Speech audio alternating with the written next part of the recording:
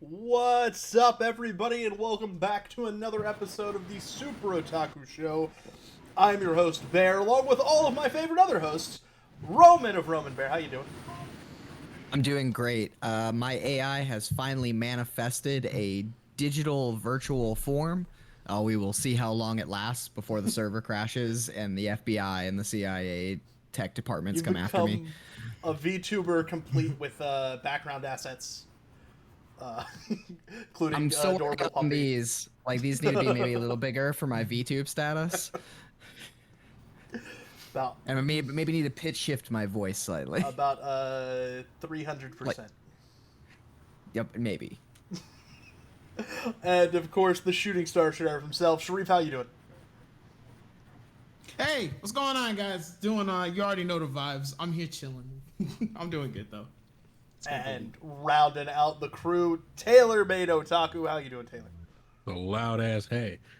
What's up, guys? How you doing? Just me and Aguma. I'm gonna put him down. He's my doggo. That's a good doggo. I accept that.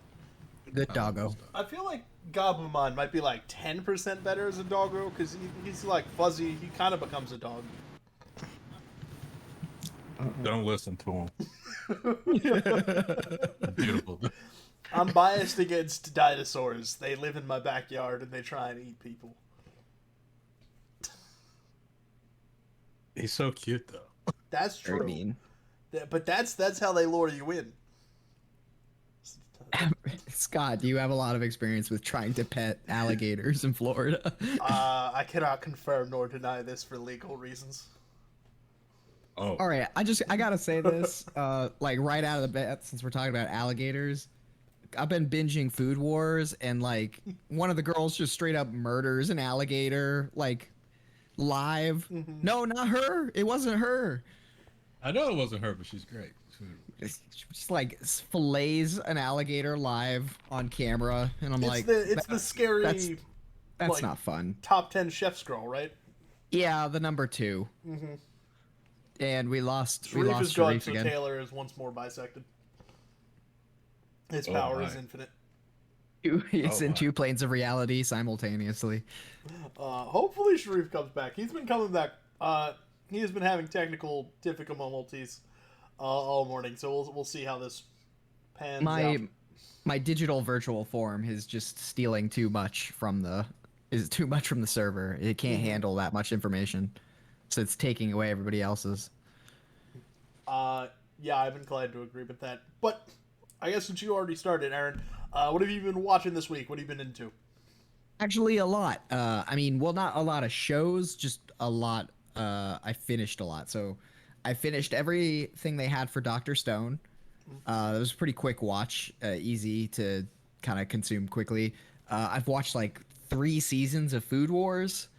Awkward to watch in public. Great show. Very good Oh, no. manga. I turn it up and I open my windows just to make sure everybody knows what's happening. Be like, this is a serious cooking show. This is my story with Food Wars. I really liked the manga. I got into the manga about a year before the anime dropped, and I was just moved into New York when the anime came out, and I didn't have an AC yet, so my door had to be open all the time because if not, I would have died. And I had Food Wars on, and my roommates came in and were like, "What are you watching?" I was like, "This is very awkward. I'm not gonna watch this anymore." That's my story with Food Wars, the anime. You gotta I own will. it. It's true, yeah. You have to own it. I will say I've kind of had to debate in my mind whether or not the over-the-topness of the show is to its detriment in the long run. In the short run, it's like, yeah, this got a lot of attention because I remember when everybody was talking about Food Wars, just how it's pure silliness, right? The exploding, and it also had the actual food stuff to back it up. now they've switched places. But it keeps doing the same thing, and it's like I don't know how long that over the top funniness can last. I don't know. I feel like maybe they should switch it up a little bit, do something slightly different, or maybe just tone that down as it goes on. I don't think the battles ever don't like fall off really until like the very last arc. Yeah, no, they don't. It's all battles all the time. Like I think like the actual like story and like all the battles, like I think it's only the last arc that they fall off. But the like the gimmick of the foodgasm gets just like a little bit thin, but they do start to push it a tiny bit more to the background. It's only for like the finale of things.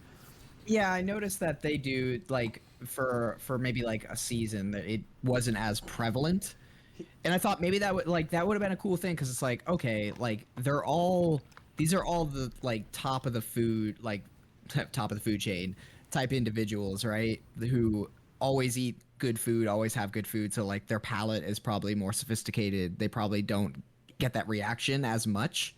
That would make sense, like as a mechanic moving forward. Like a normal person might have like a insane orgasm. Also, I like that it's canon that the like headmaster of the school genetically passes down a trait in which when food is good, it explodes people's shirts off. Yes. Like it's a literal thing in the show. Like I thought not just shirts. Like anything can come off based on how they feel. It's great.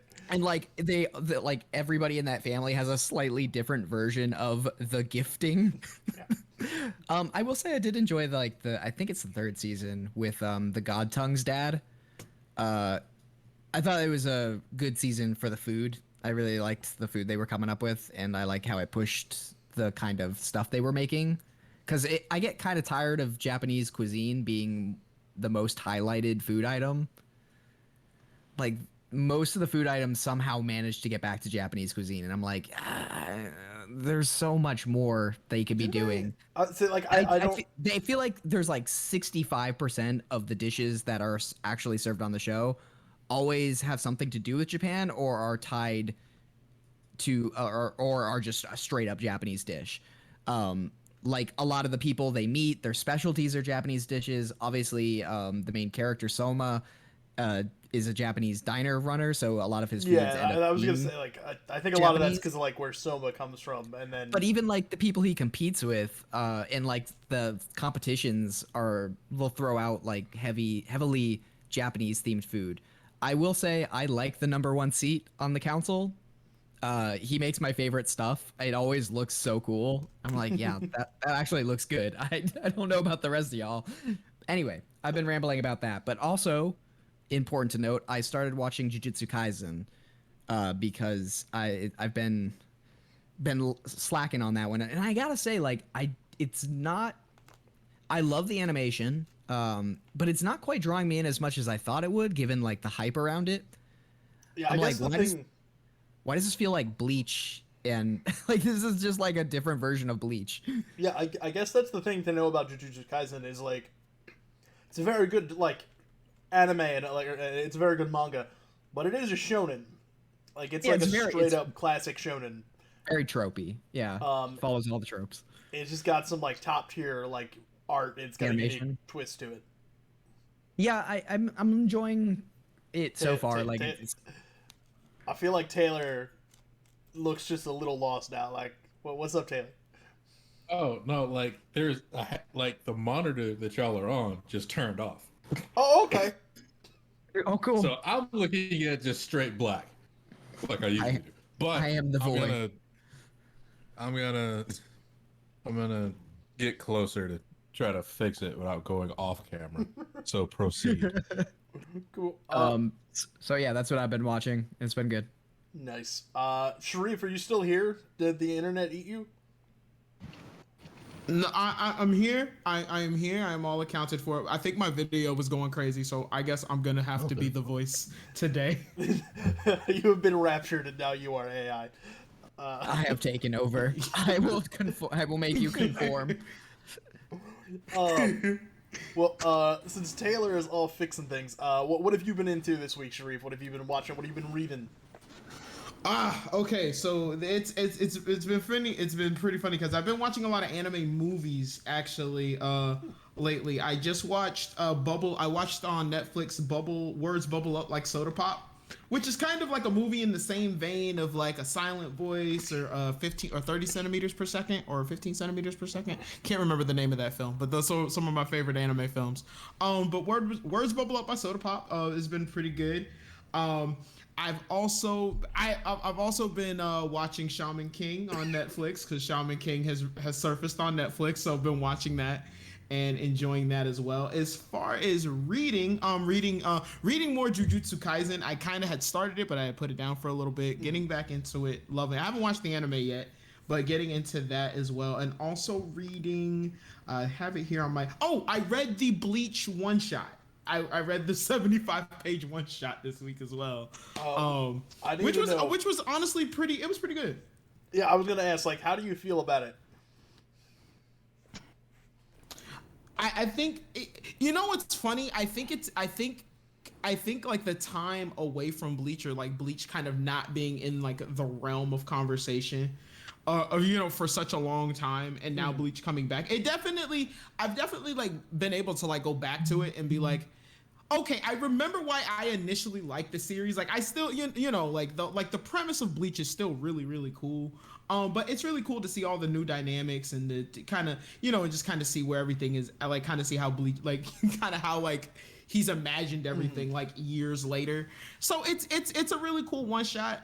I do recommend for I guess everybody listening, definitely give it a read. Even whether you moderately like Bleach or whatever, it's a cool read. So like I'm of like two minds. Like I liked what he was doing. I was like, oh, this is cool. This feels like Kubo came back and taking like 5 years off. Yeah, he came back with a fresh new idea. Like something that he hasn't had. Like, not that it's completely his fault because the way manga works, but like he hasn't had like a great new super unique idea since the Soul Reaper arc, the Soul Society. Like he just did the same thing for Arrancar, so it was cool like him coming back with this new idea. But I was a little salty that it wasn't self-contained because I'm like, this is now bait. Yeah, I think the one shot is generally meant to just be like, hey guys, how much do you like Bleach? Do you want it to come back? It's set up to be a tease. Like I got that. I was like, okay. Gotta say, Kubo's still like really good art, but like there's so many characters that I was just like, I don't remember like 2/3 of these people. That was one of the issues I think I have with the one shot, just like in general, is because like it really heavily like it'd be different if it was just gonna be like a whole new thing that's gonna like it's in the Bleach canon, but like it establishes itself as its own thing. But like the one shot really like you really need to know Bleach in order to really understand, like to really get the one shot. So it is what it is. And Taylor, what have you been watching? What have you been into this week? Not Bleach. But don't worry, we'll drag you into the dirt with us. You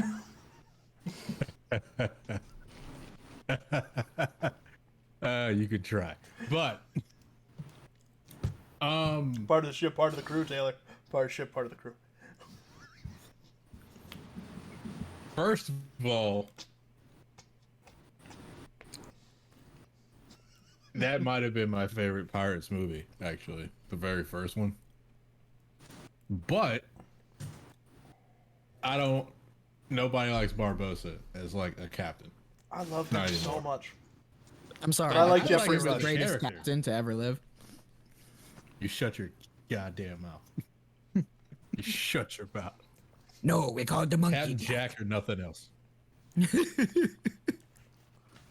You don't like Will Turner and his giant crybabies? That's our next episode. How is Pirates of the Caribbean Shonen anime? Monkey Jack. Bootstraps. Yeah, I mean, if you took just the first movie, like, Jack Sparrow really is like a Kakashi type figure.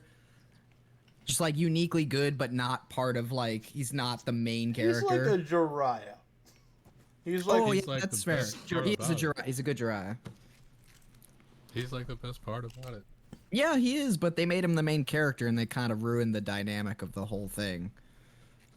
He was not a main character. He was not the main character in The Black Pearl, which is my favorite and the best Pirates movie. Frankly, the only really good one. But honestly, I was sick of Will and Elizabeth. I Well, we was sick of were. that trash That's why romance. it only needed to be a one-shot movie that would have been done. Guys, surprise! This is actually our Pirates of the It was too Caribbean popular. podcast. Can you edit that in? And just starts playing. How did we actually get here on I'm Pirates of the Caribbean? We were From- talking from about what- One Piece. What were you watching? I just like that reference, and I make it more often than you should. I always do the bootstraps one. I do the bootstrap Bill Turner. You're a liar. I say that a lot to people. But I've been watching this anime called Skate, which is Just Skate? basically fast. Yeah, it's like SK, like the Oh, Infinity. Skate stuff, the Infinity. Okay. Oh, Yeah. okay. Which, from what I gather, it's literally just Tokyo Drift with skateboards. Yeah, and really Hell hot yeah. guys. And I'm just like, this is kind of why. Like a bunch of it is like why, and it's like anime as fuck. Like how like I just saw the first episode, and the dude with the white hair who has never stepped on a goddamn skateboard in his entire life. Yep. But he was a snowboarder, and it's pretty much the same. There's a So wooden he plank kind of with him. picked up with it. He kind of picked it up really quickly. So I was like, I kind of let it go. I still think he mastered it way too quickly, but you know, hey, that's just me. That was like one of the things with Dr. Stone while I was watching it that got on my nerves too, is that so often the people around him would just pick up on stuff way too quickly. Like the little old man who's like a crafts worker, and he's immediately great at like glass work, which is a very different set of skills that requires years Yeah. of training. He's old and this and dude was wise. like, I mean, like, He's it's just like, nice that I'd like that the main character is like inherently bad at a lot of things, and so he often needs all these other people to do stuff. But it was like the dude just picked up on it so quick. I was hoping that they would be like somewhat, you know, like his first class works would look kind of shit. Like oh, we're getting there though. Like as they should. Yeah. So, I haven't finished the first season of Skate the Infinity, but I will say, there is a lot. There's like a lot of like back and forth with him being like naturally talented and completely sucking with actually skateboarding. So it's a fun dichotomy for the rest of the season. So, Okay. there's some good laughs about him doing things completely wrong because there are certain aspects of snowboarding that are the exact opposite of how to skateboard. It's very cool. Right. Right. There was like I was kind of like, what? Why is everybody so like flamboyantly skateboarding? But then I was like, oh yeah, this is anime. Yeah, and it's made by the same woman that made Free. Or Oh my gosh! Of course it is. I think it's her. Like yeah, like her like one of her things. We actually did this. I think like funny enough, the episode before you joined this, we talk about this. That like her whole thing was like about kind of taking back the like just making hot people doing things. Like everyone gets to be dumb attractive because it's what I'm attracted to. So I made them all that. That's just all anime. That's just literally all anime. That's every anime to ever have animated. That's just anime. Yeah. That's the same thing with Food Wars. It's like these people should not be all this attractive. I know Gordon Ramsay is not that attractive. Like, sorry. I know there are people who like him because he's like a daddy type figure, but he's not that hot. And then everybody in Food Wars is hot. Just so sexy. I like Even the Aldini, even the fat Aldini brother, who then gets skinny and turns into a hot boy. I mean, You been watching anything else, Taylor? Hold on, let me He's get thinking my about list hot up. Aldini, brother. No, I like He turned skinny. Yeah. Not even that he just turns skinny; he turns hot. He like completely changes. I mean, that's fair. I've Oh seen my people actually God. do that, but like he does it like the way they explain it in the show is that he's working so hard on like his new skill set or something that during the summer it just burns all off. and then he immediately reinflates by the next scene. Yeah, it's so good. I mean, like Also, the the way other, they say Bon Appetit is hilarious. yeah, the other two things that I watched was like stuff that I've watched before.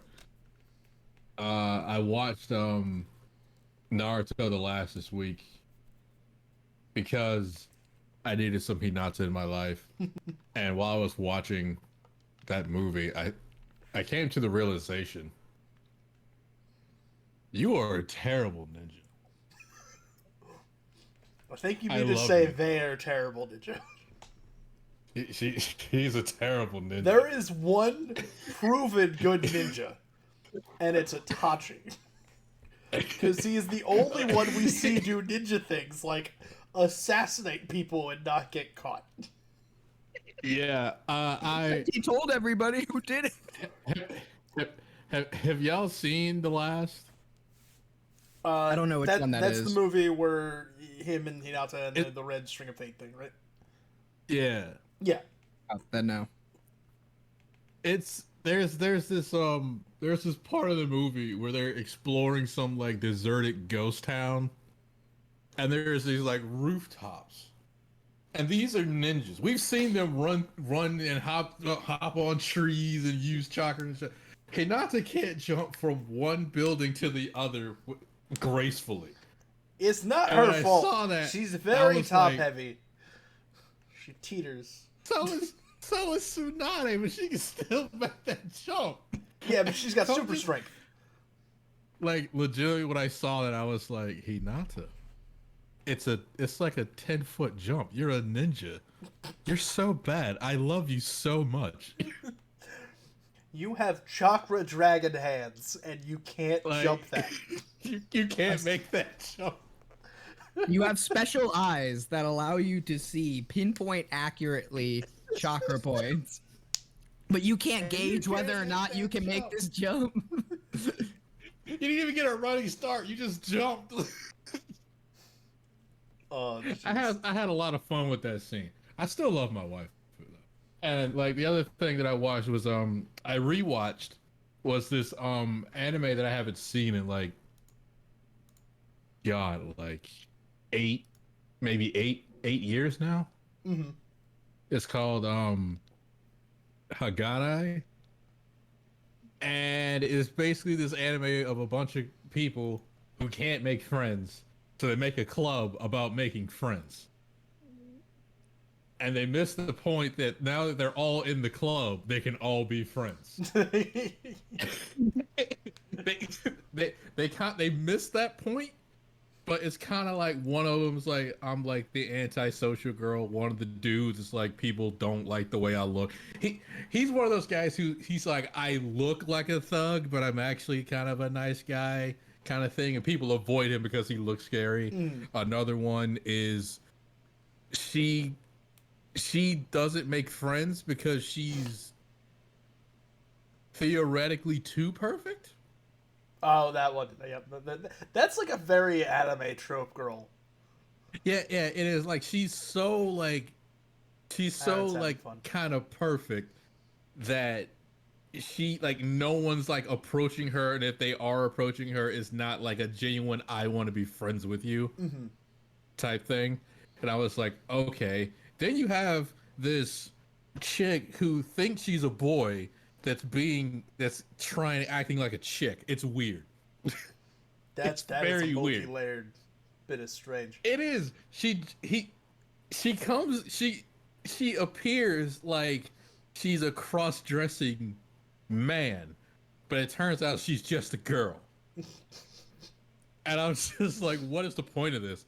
And then there's this one who's kind of like there's no better way to put it. She's an absolute pervert. That's the best way I could put it. So she like kind of like pushes people away. So yeah, and they're all in this club, and they all like do like it's a fun show. It's a fun show. Um, I think one of my favorite parts is they actually start like playing like a video game. Like somebody brings in like a video game, and it's like one like it's like a they play like an RPG, I think. And like the antisocial girl is like, I only feel alive when I'm killing somebody. It became. And then another one they played was like a dating sim, but it was like a raunchy dating sim with a whole bunch of stuff, and they got like the perfect girl who's still kind of like innocent to play the game. It's a fun ride. If you haven't seen it, watch it. It's not great by any means, but it is entertaining to watch. I do really like that. Oh, that sounds fun. Mm-hmm. Yeah, I as for me, I of course watched part of Shaman King. Right. I'm a little like just like 10% sad. Me about too. It so far. Me too. Why are you sad? Because for me, it's because I was just hoping that they would make a little more effort with like the action sequences. And Sharif's gone again. Once again, it's not even that. I don't. The 10% sad with me is that I wanted the original like English voice actors back. Yeah. I don't like the English voice cast at all. It feels very budget. And it's like when I hear Yo and Anna, when I hear them talk, I remember the original version that I heard, which was actually really good. Mm-hmm. It was probably trash, and it's just my nostalgia. But those are like the voices, right? It's like, what's his name that voices Sharif? Who's the dude who voices Goku? Sean Schemmel. Yeah, Sean Schemmel. There will never be another person to be the English voice actor of Goku, and it's not Sean Schemmel, and people are gonna be okay with it. Yeah. But yeah, like the original voices was something I was ready to have my heart just skip a beat hearing those voices again, and then I didn't do it. And I just don't like the new voice actors. I don't. They're probably great in other stuff, but not potentially. Yeah, like people because people are gonna like take this the wrong way. I know it because of the internet, but like with like Yo literally just sounds like a girl playing a girl. Like, there are tons of great protagonists that are generally played by women, like Naruto, Goku in all the Japanese iterations, Luffy in the American one is great. Like, it's pretty common to get, like, a young boy sound, but, like, it literally sounds like she might just be doing her voice. And I was like, this is weird. This feels like you weren't given direction for the character. You left out Bart Simpson. Bart Simpson, yeah, like... Classic shonen protagonist. Exactly. So, like, that was a little weird for me. And then, like, what killed it, because, like, was Ryu. I don't know what... Like, Ryu's my favorite character in Shaman King. Which one's Ryu again? Is he the dude with the pompadour? Yeah, Wooden Sword Ryu. Oh, God.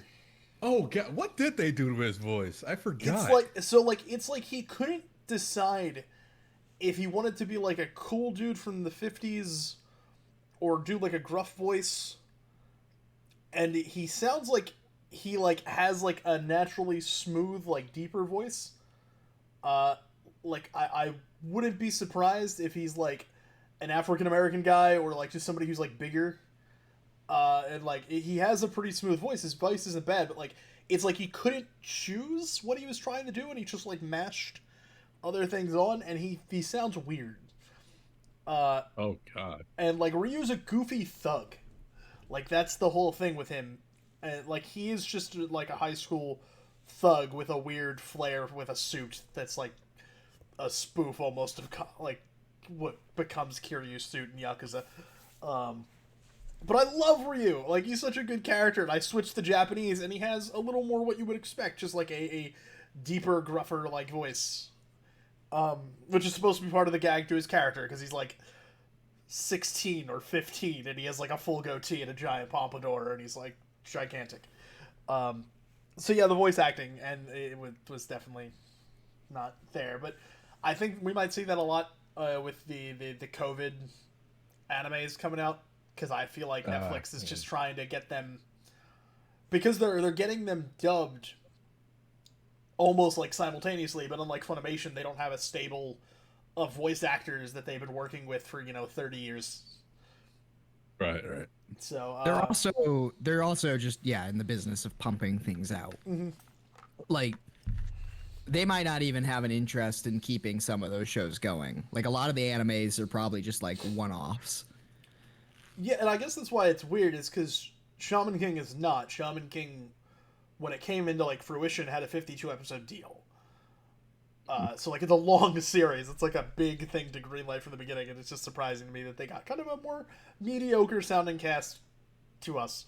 So like, I don't know if you guys know this, but one of the things Netflix apparently does, it's been like a streaming service thing that people do, is they have certain shows that they'll produce like the first season of, and they'll hype them up, they get a lot of press because they're big nostalgic or like large property pieces, and they will not greenlight them for a second season.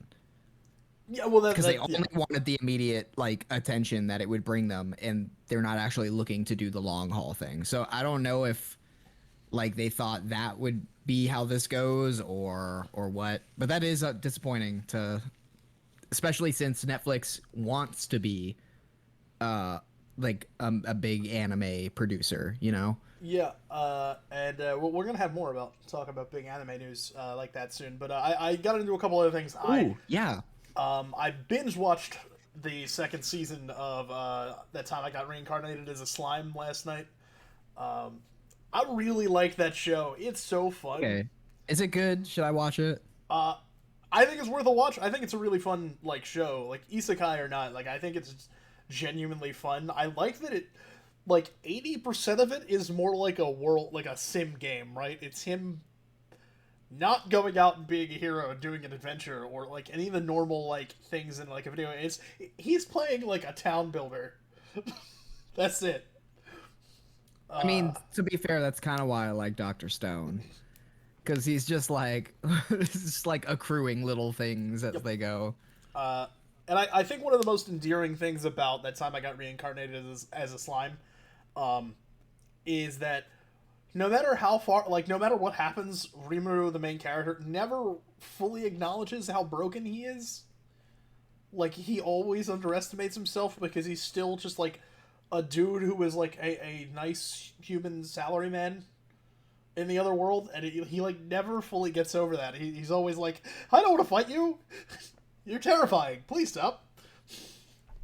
Instead of being like, I could kill you. Yeah, he doesn't have that moment where he's like face to face with like the big bad and he's like, you done fucked up. Like, no, he never has that. He's like, I don't know if we should do this. This is scary. He's a little slime boy. He's adorable. Anyway, I definitely like watched and read some other stuff, but the big one that I wanna give a shout out, because thank you, Super Eye Patch Wolf. Super Eye Patch Wolf dropped a new video yesterday talking about a manga called Teppu from like 08 or 09. It is a woefully short series about a girl in high school doing MMA, but like, it's really cool because she is not at all the character that you would expect to be the protagonist. The character is the protagonist. 100% should be the antagonist in any other situation. And it's super good. I really loved it.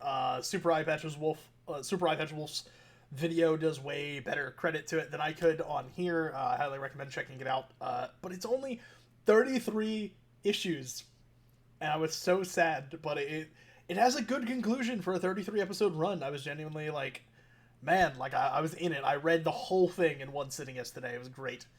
Does it teach you how to fight, like the name of his video suggests? So what it is it has multiple points where it actually like breaks down like very quickly and very like simply for like a manga page, but like how a move works, like the bare bone basics, like a clip, and the movement lines are very good for letting you see like what's happening, which is Okay. really really really cool.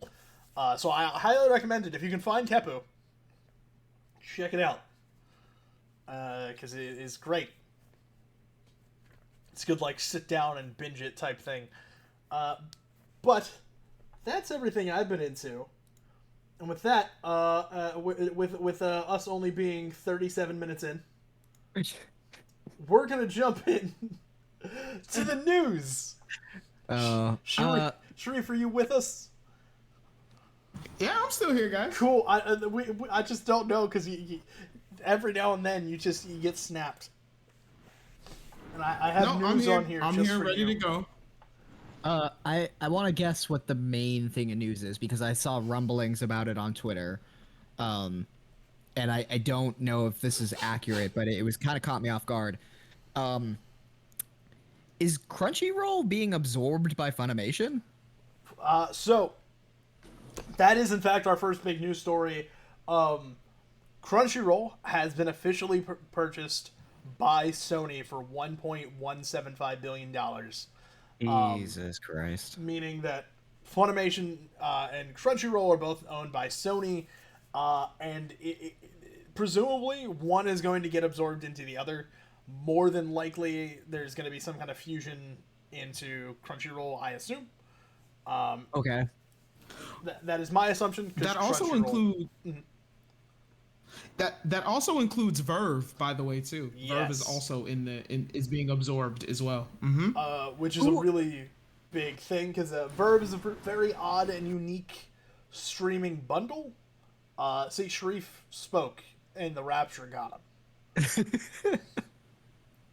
He's been absorbed by Funimation. Yes. But yeah, no. So like, it's kind of wild to think that they now own this massive stake of anime. Because like Sony has Aniplex, I believe it is their like main animation brand that they've had for a while, as far as anime goes, and now they also have Crunchyroll and Funimation, who are the two biggest ones. I think Crunchyroll has like a few 100 million subs. I don't have it on this article. I pulled up the wrong one, but it's something that could really shake up a lot of the landscape of anime, because these have been the two pillars of anime-specific streaming. I mean, these are the two that I subscribe to specifically so we could do the show. Yeah. And now they're owned by one company. So who owned Crunchyroll before? Was Crunchyroll its own Crunchyroll was separate owned by company? AT&T.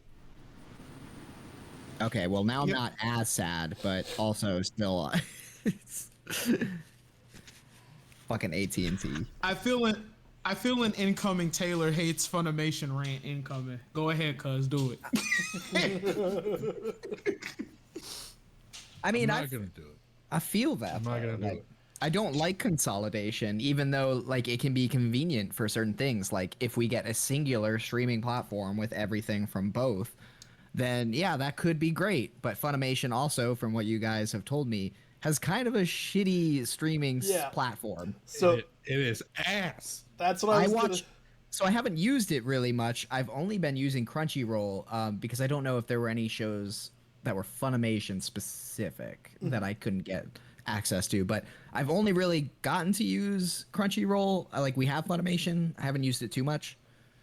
But Crunchyroll can be like this too. I ran into Crunchyroll beta recently. It drove me crazy because it didn't show me the shows I was watching. That's funny. It didn't do what? It didn't show me the shows I was watching. Like, I was watching Food Wars on Crunchyroll, and so I went to crunchyroll.com, and I was on my profile, and there were no continue watching sections. But what you're telling me though is that it turned on and you were able to get in and you could watch stuff. I believe that is true. Yes. That's better than Funimation about 30% of the time. I was gonna say if Crunchyroll, if the Crunchyroll beta was doing the thing that it was doing to me, where it was just show me a black screen Oh no, with like no video, that's not I good. was so upset. And all I had to do was turn off my ad blocker, and it's like, no, I want my ad blocker on. I don't like ads. I don't want it on. I want, but you turn it off, it plays the video just like normal, and it plays pretty seamless. The only thing about Funimation that we'll give it credit for is Funimation gets a lot more shows Yeah. than Crunchyroll does, like per like season. Like Funimation gets almost everything that you would want to watch from a season. Yeah, because they Like, normally... they're not gonna get like the little kiddie like shows that come out every few seasons, but they get like the big, like the popular ones, the ones that are like people would actually like watch. Crunchyroll just be getting whatever, dog, and not having most of anything. Yeah, like, and even like the things that are like more niche, normally once they get an English dub, it's because Funimation did the dub and then it's on Funimation. Yeah. Okay. And like the only issue I have is like Funimation. Like there are some people who really prefers dubs over the subs. And for some shows, I'm like, I would just rather like, I don't want to read this. I just want to listen to it. But they'll be like a month or a month and a half behind the show with the dub. Mm-hmm. But they'll advertise like, oh, we simuldub over here. And it's like, no, you don't. No, you don't lie to me. You're not even a week behind. Don't lie to me. Yeah, so that's the thing that sucks is that like simuldubs aren't really simuldubs anymore because they used to be a week behind, and now they're like you said, they're like a month or two because COVID. This was even before COVID. They just need to take the Ghost Stories route and just dub however they want for every anime ever. Oh man. I don't know how I feel about this news really because I don't know enough about either. I'd rather they got picked up. They got bought out by Disney. No, I don't want them to be bought out by Disney. I don't need Disney to own. I would have rather more. Disney. Disney. Those three circles run the planet, bro. What you talking about? I know that's the problem. So, I like. I'm not normally a giant fan of this, but I do think Funimation is, like you said, like they have so much stuff, but they are generally mediocre at everything digital. And Crunchyroll has been doing this for its entirety of existence, has been an online platform, and they're pretty good at it. I mean, they started out. What's always weirded me out about Crunchyroll is they started out as just like. They weren't like a certified platform, right? They were just streaming anime shows. I believe so. I think they might have started out a kind of pirate, but they're real like now. they became real sailors. Yeah.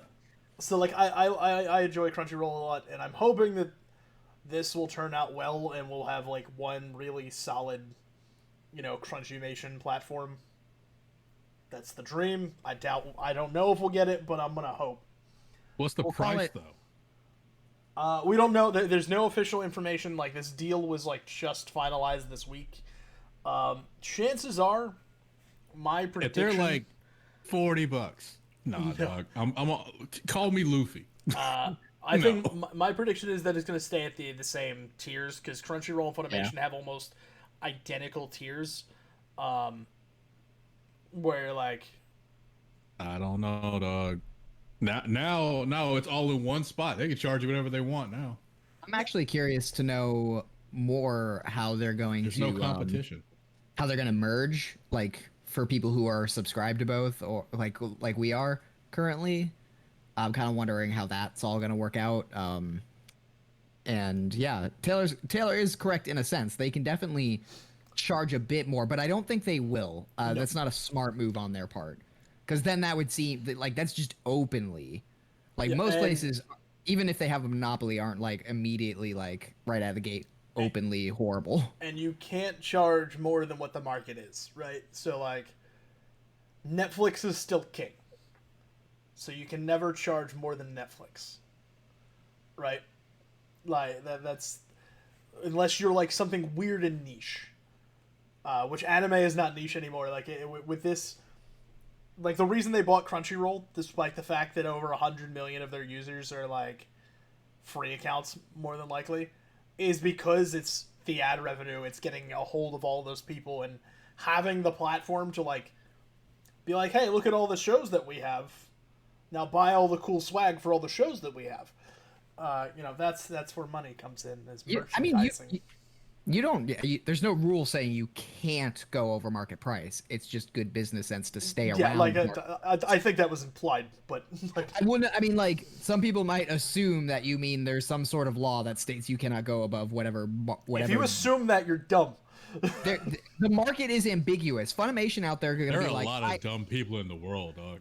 Funimation going to be like, I am the market, and just do whatever they want. Anime market. I am the market. Yeah, I mean, like right now, I think Crunchyroll, like the most expensive version of Crunchyroll or Funimation you get is like $9. What is that even like? What's with the tier thing? What? Like, what do you get for the top tier that you don't get? So the for, higher like... tiers normally just give you Crunchyroll. It also gets you like additional discounts on their store, but it also for both of them it allows you to have more simultaneous streams. So it's for like a multi-user account.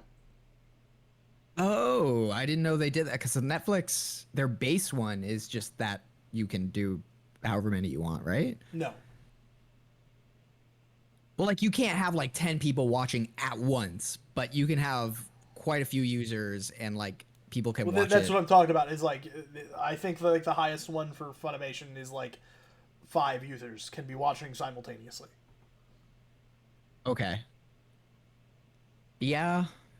So that's that. Next up, this is something that I thought was,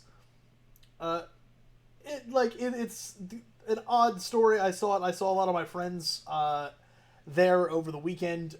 Otakon, the very first anime convention in the U.S., one of the biggest anime conventions in the country, still ran last week. It was huge. They only had a 10% drop in attendance, and their only requirement to go was that you had to wear a mask, which I think is a little crazy. As somebody who's generally not like big on beating like the war drum about COVID stuff, this feels like a bad call to me. Bad call, bro. They had let's see, I think it was like 23,000 people or 25,543 attendees in Washington D.C. Let me tell you about anime conventions. You've already got the sweatiest, nastiest human beings in costume, sweating profusely everywhere and leaving that residue everywhere. Kung is such a real thing already. Yeah, this was a bad call. I mean, like, listen, masks are great, but like from what we've determined so far, like if you wear a mask, you have like a 30% less chance of spreading the virus. If somebody else is wearing a mask, that kind of, matches. So it's like a 60% chance that both parties are not going to get the virus. But like that many people, like all in costume, sweating, like very close together. There's no way you can be more than 6 feet apart with 25,000 fucking people around. It's just not a good idea. Like you can take a lot of precautions, but ultimately having that many people in one space, one shared space, is just going to be not great, especially with obviously like they might have thought like when they were planning this that it was a good idea because at the time like people were getting vaccines and they were like maybe we're gonna get to a high enough percentage to where this won't matter, but that's not the case. This is the United States of America, home of the dumbest people on the planet for some reason. And and we just can't get our fucking shit together. We are just causing. And listen, this isn't just a U.S. problem. This is like a worldwide problem. Fucking Japan fucked up its own country because it really wanted to host the Olympics. We're fucking up our country because we refuse. Like half of our constituent or half of our politicians absolutely refuse to even acknowledge that this is a thing. This is just, it's all bad, and to like throw in an anime convention in the middle of it just seems reckless. Yeah. Like, I get it. You want to go back to normal. You want things to be the way they were before, but we got like, it's not gonna happen if we keep doing this. Yeah, and like Just certain, wait. like there are like events that are like Anime NYC is still going on as of now, but like they at least have a like you have to prove that you have the vaccine at the door. Which is like It's a smart policy. it's like it's like a step up. Like Otaku's just wear a mask and you'll be fine. It's like no, Like con cough is real. It gets us Yeah. already. The amount of can my friends that acknowledge- leave con sick. Yeah, like I can acknowledge that if you have a vaccine, like what is it, like 99.9% of the current COVID cases are from people who are unvaccinated. So, and like that doesn't mean you can't get the virus if you have a vaccine. It just won't be as bad. It's just like, yeah, it could be as simple as just like, hey, show us your COVID card. Which, by the way, they should have given us better COVID cards. Like, given us something. Yeah, it's true. But listen, if you're listening to this show right now, if you take your card to an Office Depot, they'll just laminate it and make you a nice one for free. Oh, that's cool. Yeah, if you did not know that, will just they? yeah, for free. They'll just take it, Doing scan it, make a laminated copy for you. It's a free service they're offering, and I think a few places are doing the same. That's dope. Just because it seems like a pretty reasonable thing to do, because the one you get is a flimsy paper card that like breaks at the slightest moisture. So you're going to want to keep that one somewhere safe and get yourself a laminated copy in case you are going somewhere that might in the near future require you to show it. And listen, don't get all fucking huffy about your rights because they asked to see your vaccination card. Bitch, you are already vaccinated for like 10 different things that you had to prove going into school. Yeah, Like, that's like this a is thing. Just common like thing. to go to like public school or any school, you have to submit all your documents. You got the polio vaccine, motherfucker. Oh man. Anyway, moving You on. see people with polio in this country? No. Uh, They all got the vaccine. got a couple more pieces of news real quick. The next one is that Champion, the athletic apparel brand, has a Naruto crossover that started this week. So That's cool. Yeah, it's just that it started this week. I don't think it has a specific run date, but it is just it's Team 7. It's Naruto, Sasuke, Sakura, and Kakashi. And and Itachi. Itachi is on the shirt, which is my favorite. And it makes me happy that like just Team 7 and Itachi. Oh, Surprised, like, all right, this should be a whole episode, but like, who's got the best style though in the whole show? Who's got the coolest shit? No, she wearing a fucking North Face jacket. Get out of here. Her costume change is even weirder to me, is that she's like wearing a raincoat. Like, it's not even raining. oh, jeez. So that's that. I just thought it was a cool piece of news. My last one here is something I tossed in because it's a combination of something that I adore, despite the fact that it's junk, and something that I didn't know that Sharif really likes. Token Ranbu, which is like an online card game thing. Sharif, what is Token Ranbu? Tell the people. Token Rambu is like a online. It's like an online browser based like game, like RPG ish, cardish game. So, Token Ranbu is getting its first ever like console video game. Sharif, have you seen this news yet? No, I have not. All right, so I want you to guess what genre is the game. What kind of game is it that they're gonna make? Token Ranbu, which is about like Pretty Samurai. That's what I gather. They all look like Pretty Samurai boys. pastel colored samurai boys. What kind of game would you make out of that? A Muso game? It's a Muso game. Oh God! First shot. Let's go.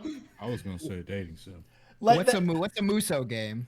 so Muso, or the Warriors franchise, are games like Dynasty Warriors, known for its 1 versus 1,000 combat. Okay, I okay. adore them. They're garbage games. Yeah, yeah. And so I was just genuinely surprised that this is the avenue. Like, it feels like the type of thing that would fit it better. Like, apparently I think it has like a card game aspect on the actual game, so maybe a just console port of it, like maybe some kind of RPG, or like Taylor said, I think a dating sim would probably fit it super well.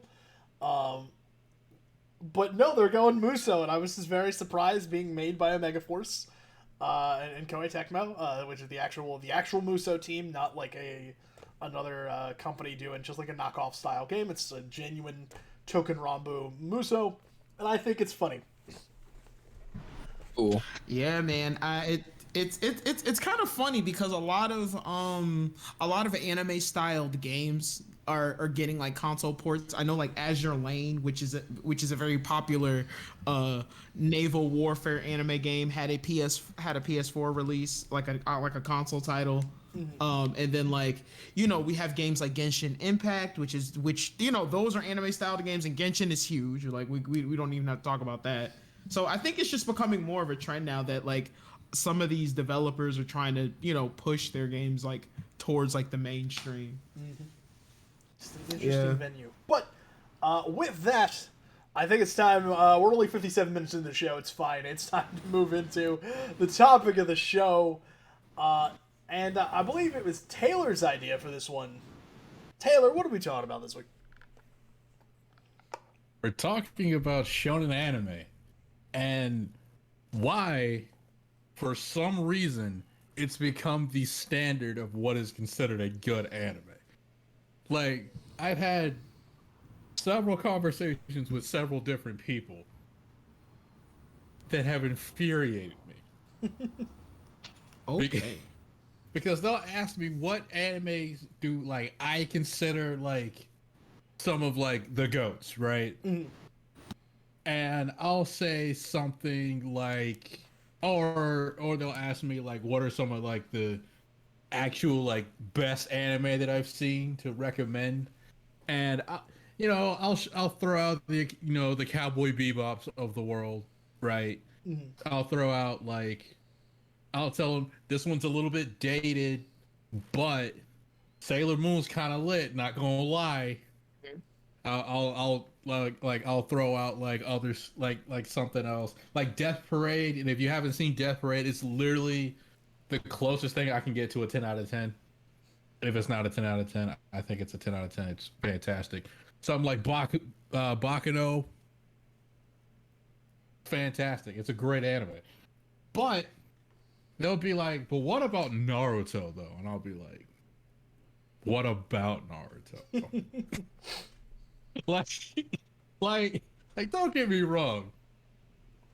It's a fun watch, but there's so much just nothing in Naruto that I'm like, okay, I kind of like it. Like, I like Naruto for obvious reasons, but then they'll be like, well, what about like Dragon Ball Z? And it's like, don't get me started on Dragon Ball Z. I love Dragon Ball Z. Dragon Ball Z is not a GOAT.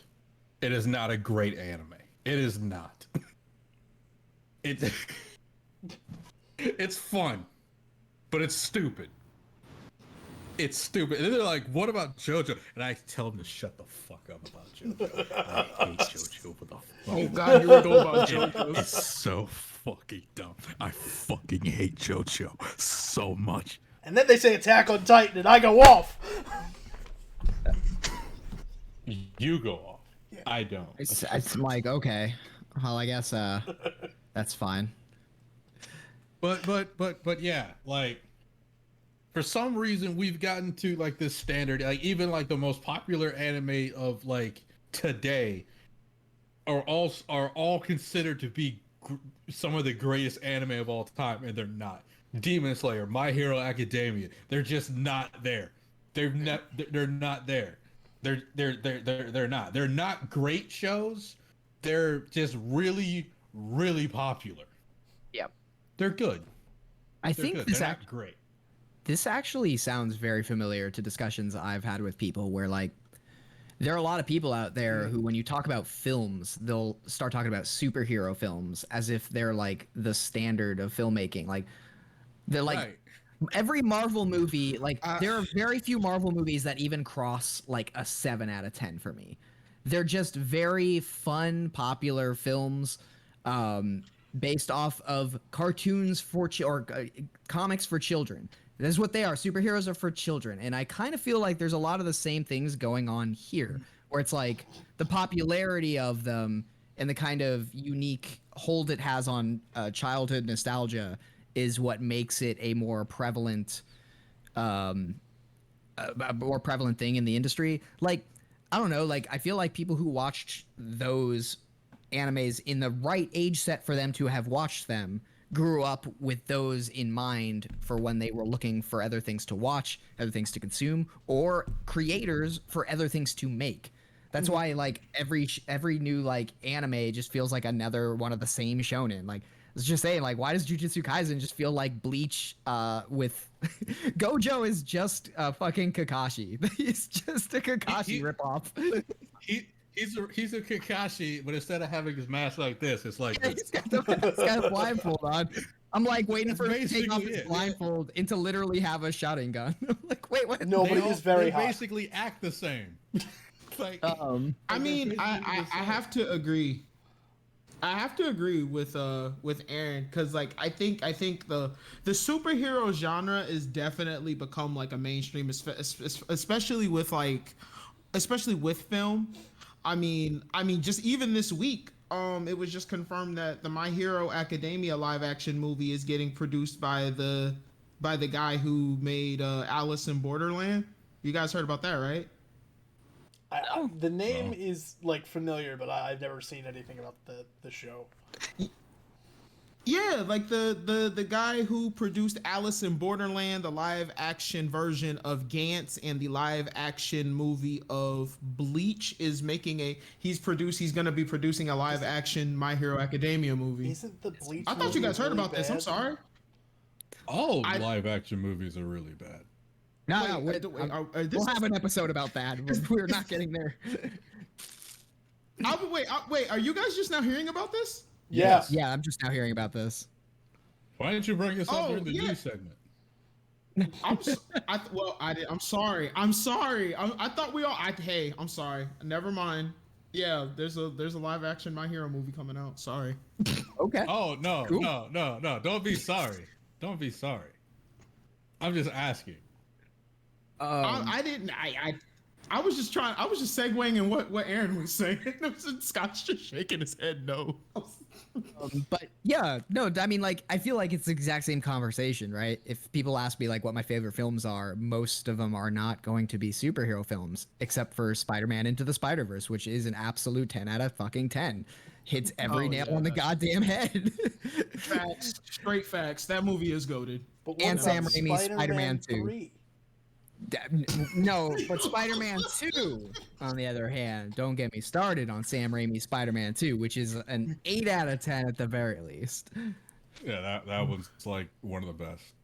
Anyway, but like, yeah, I feel like it's kind of the same thing, where Shonen is just kind of ubiquitous. It's very just like, it's an easy to understand formula. People really become attached to it because of the tropes it offers, and also at the time when those tropes manifest, or when the time you watch something like that, you're kind of more susceptible to gripping holding tighter as you get older, because it's it's the nostalgia stuff, right? And it's Also, the OG. I have a simpler explanation though. People absolutely love watching kids get the shit kicked out of them. Fuck kids. Let's watch these kids get like murdered. That's my simple explanation. People hate kids. And the thing is that children always survive, so like you don't have to feel bad about watching it. So Yeah. Yeah, he's But you right. get to watch We- him suffer, and We that's what matters. apologize as We bad at the person. SOS podcast do not condone child violence. We do, however, find it hilarious. I mean, I think, but it is an interesting conversation though, right? Because Shonen has, even though Shonen is meant for like, and we've talked about this on the podcast before, Shonen's meant for young males. It's even broken, like it's broken its gender roles. Like there are girls that I have like, well, you know, there are females or, you know, there are girls that I've talked to that are into anime that are into like all the same shonens. Like they, you know, they like Dragon Ball Z. There's a lot of girls that like My Hero Academia. Like even the new movie that just came out in Japan, World's Mission, 75% of everybody who went to go see the movie were female. So like, As Midoriya is just, he's an adorable little man. You want to see him succeed. They're more of Bakugo type people. oh, I'm gonna let you guys know. Nobody wants Bakugo.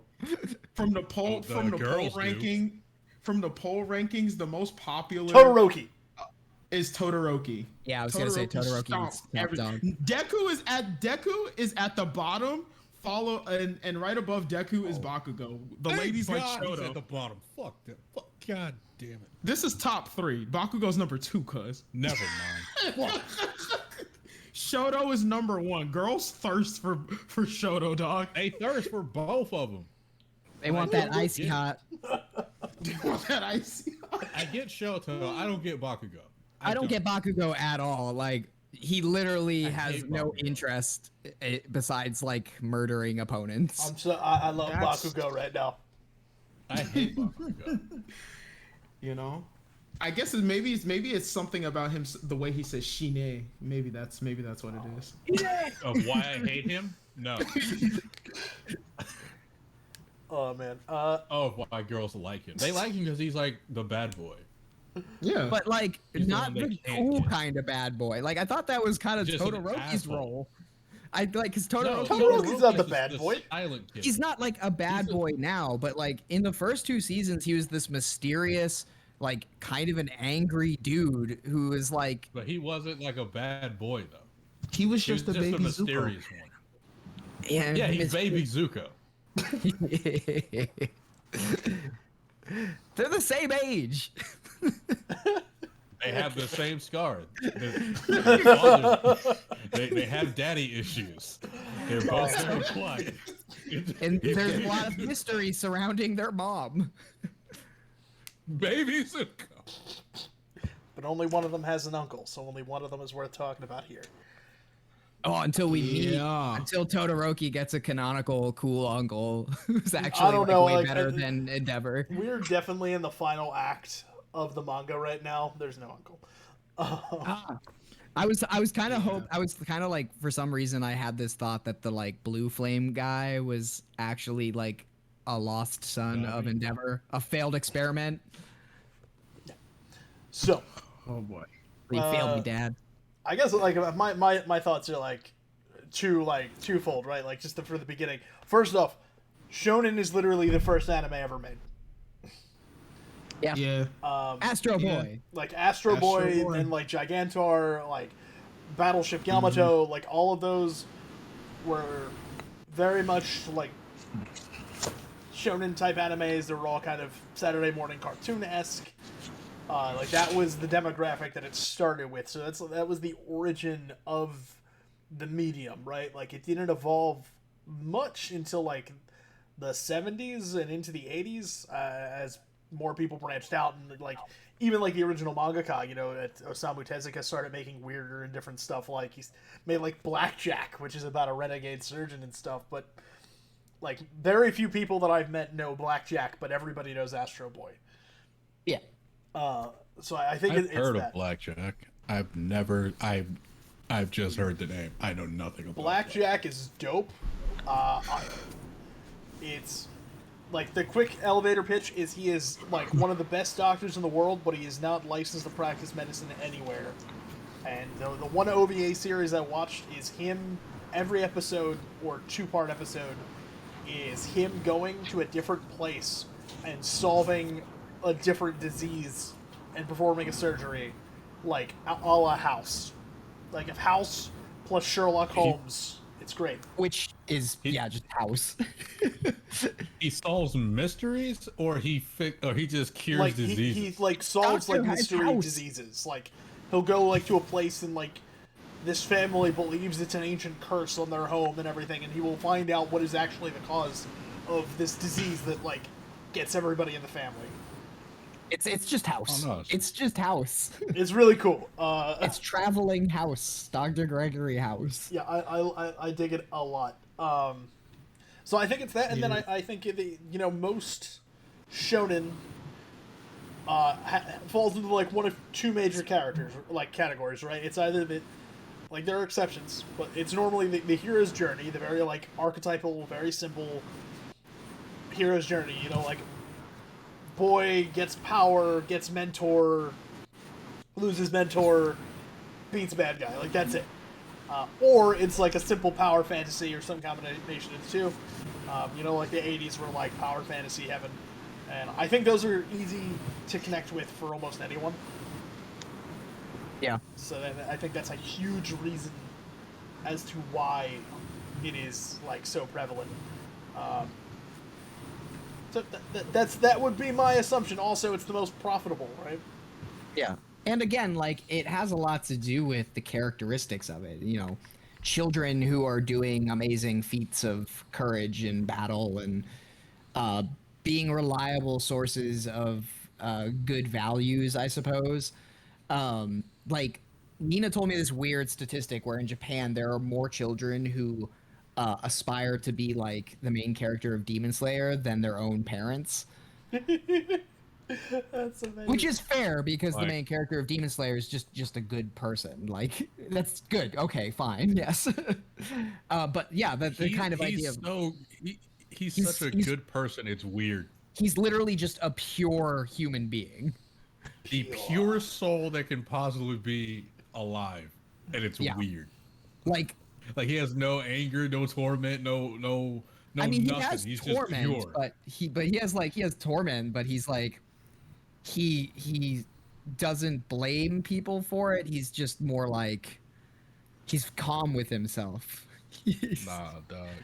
Like if what happened to me, if what happened to him happened to me, I'd be like, yo, I gotta kill Muzan, dog. I mean, he does Like, I really get want to some kill revenge. Muzan.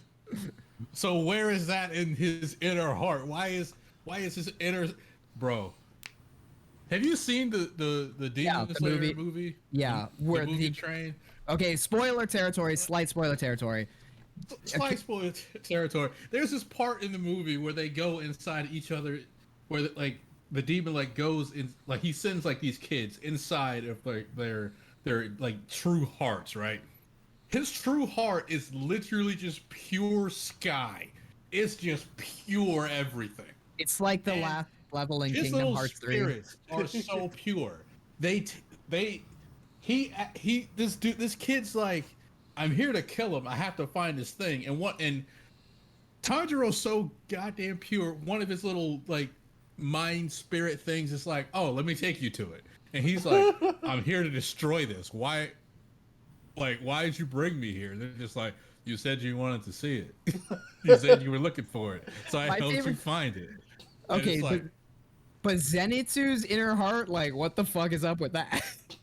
oh, he just really likes Nezuko. And he wants to be like a Terrifying tough little guy. man who like is hiding in the dark with a stick. Anyways, so yeah, I don't know. I feel like that's kind of it's a lot of different factors at play, but I think the majority of it just comes down to this is a thing made for kids. Kids being kind of a more broad term, like a little different. Like teenagers. Yeah, younger men, the more younger men than like children. Yeah, I would. It still I'll probably say, yeah. it still works for children though. Like you can still, if you're okay with them experiencing a slightly more adult themes, like it's still safe for children relatively, So I don't know. Yeah, For the most part. most of us all here watch Dragon Ball Z around what the ages of like 10 and up, right? Like, so I mean, and we didn't come out here wanting to. We didn't come out of that show wanting to throw hands with everybody except for me. I'm the outlier. I I'm came the out trying to be outlier a on Super that. Saiyan. You know, but I think it's true though. I think shonen in general has had such a big influence just here, and it hits like that right market because it hits like that young kid to almost like preteenish stage, and like and that's when like most kids or most young people, like, you know, they're starting to try and figure out who they are, they're starting to develop their personalities. So like it just hits like the right market with stuff. Hell, Cartoon Network and Warner Brothers just came out this week and said that they were going to start producing anime. So like it's becoming more of a thing. Actually, you bring up a really good point that I completely forgot, that I omitted completely. The shonens were the ones that were getting exported, like mainly shonen animes were being exported to the U.S. Uh, via things like Toonami. So that's another huge thing that might have been understated in our earlier. I mean, Uh, like that goes back as far as like Astro Boy was brought over in like the 70s, I think. Speed Racer. oh yeah, I mean, Robotech. I will say though that Big like O, Big O was in there too. Yeah, I would Big say that Speed O. Racer shared a kind of a spotlight amongst Western fans in the same way that Sailor Moon did, because I think those two were pretty like heavily influential as well, even though Sailor Moon isn't a shonen anime. Yeah, like Sailor Moon is technically a shojo, but it follows a lot of shonen type tropes. Like it's like very Monster of the Week Sentai. Um, it's just the shojo art style, and it has a lot of romantic like overtones. But I would say Sailor Moon goes with Dragon Ball Z. Like they came together before Toonami Yeah. was a thing. Yeah, I agree. But to kind of go off what Sharif was saying, I think that's a huge thing. Is that these are the shows that you see when you're young, right? Like as you're trying to figure out like what you're into, and as your taste develops, like shonen anime tends to be the most skewed towards the younger demographic. It's literally young boys is what shonen means. And so when you're like really little and you just want to see cool like guys screaming, throwing energy at each other because that's cool, like you're watching that. And then as you get older though, like you start finding more things that like kind of resonate with you, right? You know, you find that character like Yusuke, who is like a thug, but he's got like the heart of gold and he's a good guy.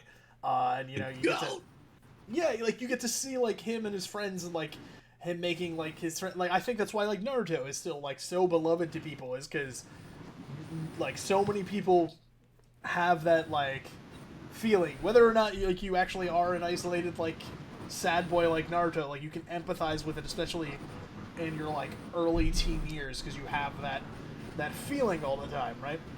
Of being the outcast, and so many shonen protagonists are that, and so you latch onto it, and you're like, I get this, and it internalizes, and then as you grow up, and if you continue to like anime, you always still want something like that, right? Because it's the junk food you liked as a kid that you didn't know it was junk food then, but for like as an adult it is.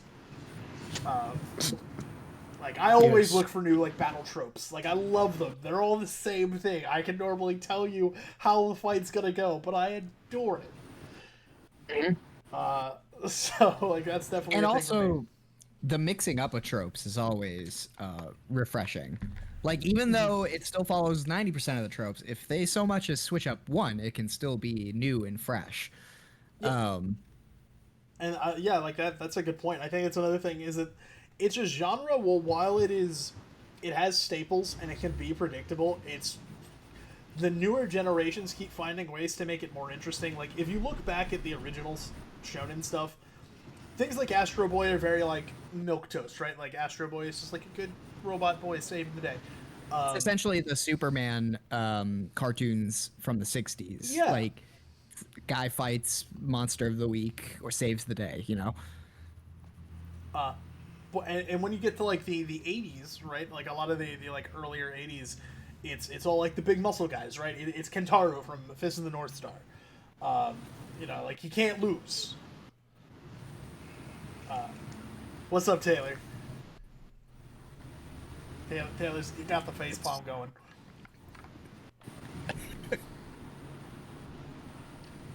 It's just when you brought up like Kinshira, it's just like the two things that I know from Fist of the North Star is him.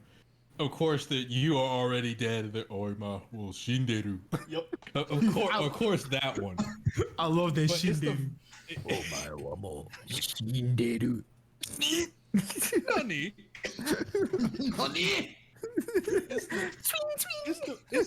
It's also how he fights though. And when I think like he just like throwing like quick and he's just like and I look at him and I'm like, this is so stupid. Why is he making this noise?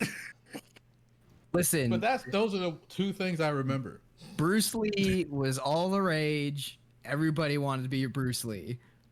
Well, was Bruce Lee that big though? He was. Well, no, all the other, like, that's the thing. Every other action star was that big, so they were like, well, what if Bruce Lee but swole? I'm waiting for a character the size of Bruce Lee to wreck everybody else. Oh. He's just really cut. That's it. He's not big at all, but No. he can kick your ass. Yep. That's what I want.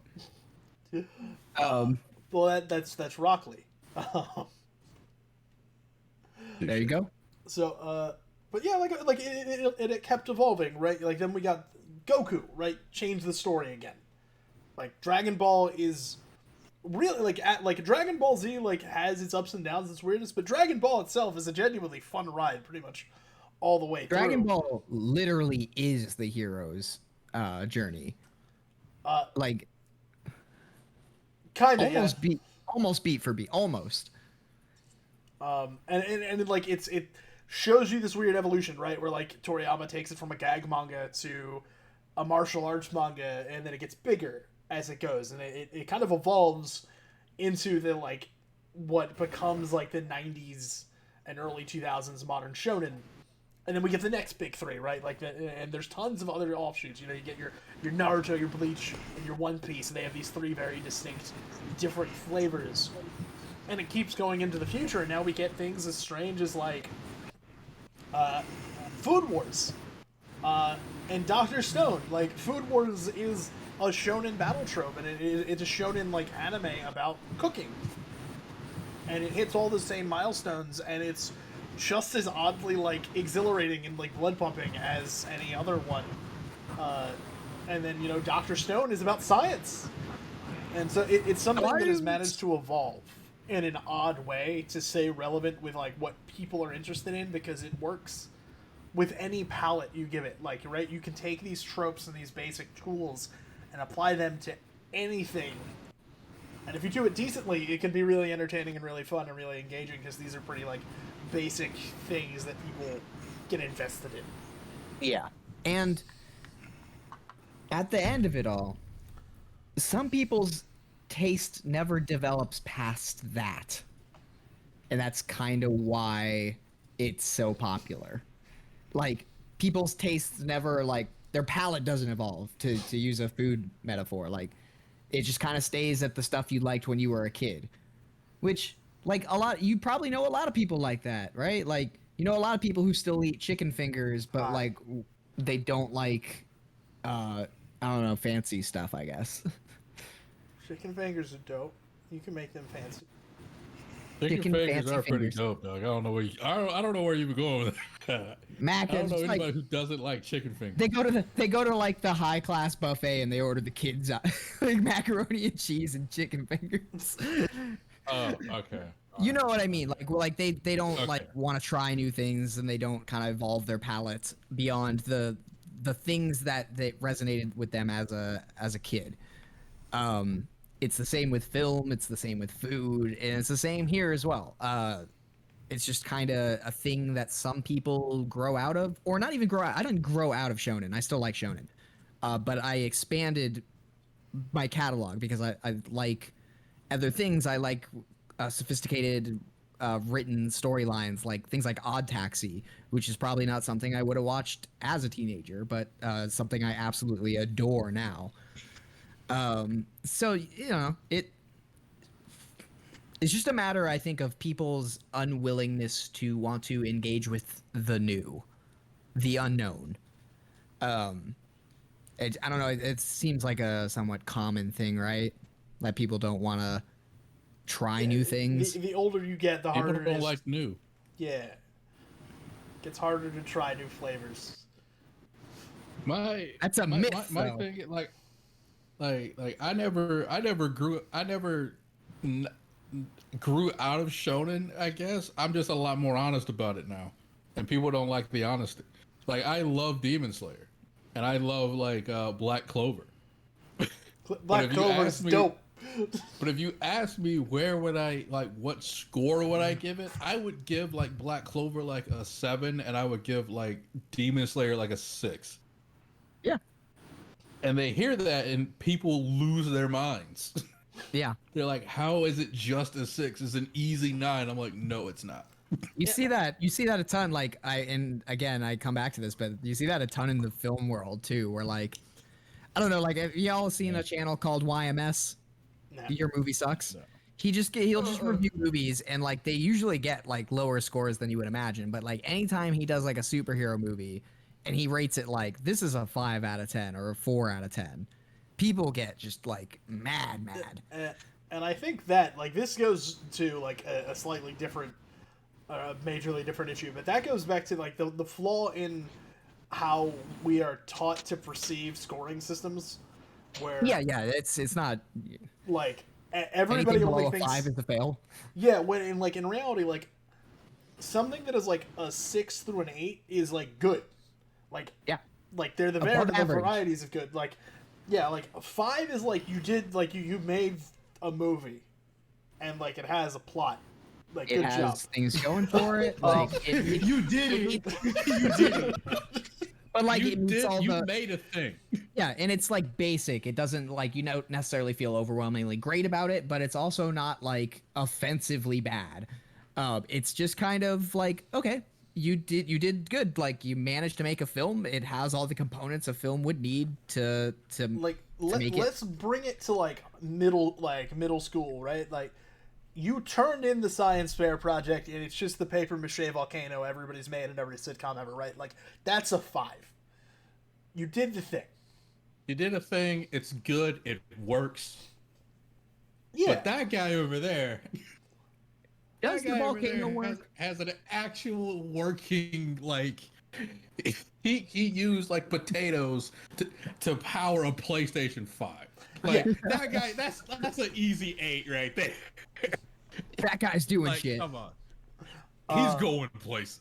Yeah, Exactly. and I've talked about I think this with you, Scott, about that whole idea of like our brains are not taught to like we're taught that there's a threshold and anything below it is unacceptable and everything above it is just acceptable.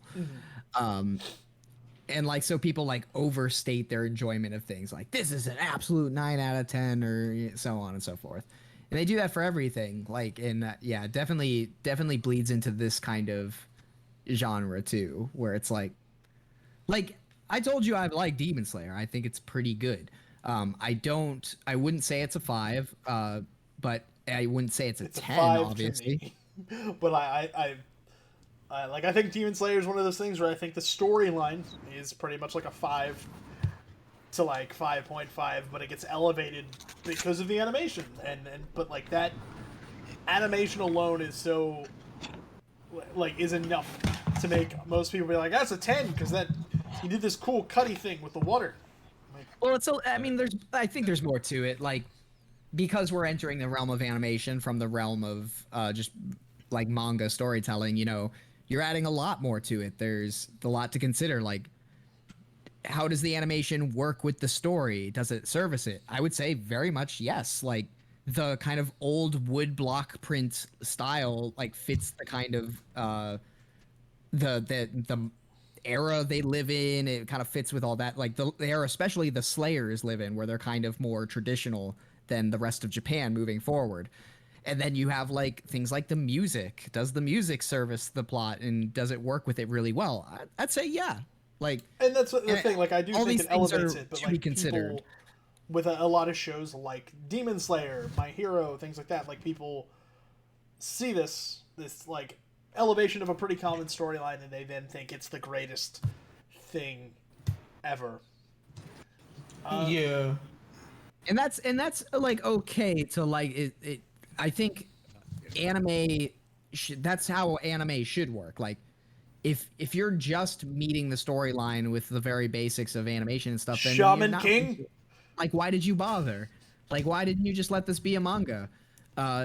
If you're setting out to animate this and elevate it to the realm of visual storytelling, then all the pieces got to be there. Be Metabots. Not the first season of Pokemon. First season of Pokemon, I love you. You're always in my heart. But Metabots has tons of dope action and cool things. And it didn't have to go that hard, but it did it for us. It was supposed to sell toys. Do you all remember the episode like 3 of Pokemon where Pikachu trains so hard he electrocutes a rock monster? It's the same 6 shots reused 37 times. Yeah, I remember. Remember that time Pikachu almost died? Yeah. The first episode? Are Remember you that time, talking Ash? about when he took a hyper beam to the face? Oh, you guys remember that time Ash did die Plant. and became a rock? Oh my god. You remember what? That time Ash did die and he became a rock. I Oh, do yeah. remember. And he was cried back to life. And the tears brought him back to life. The power of friendship brought it back to life.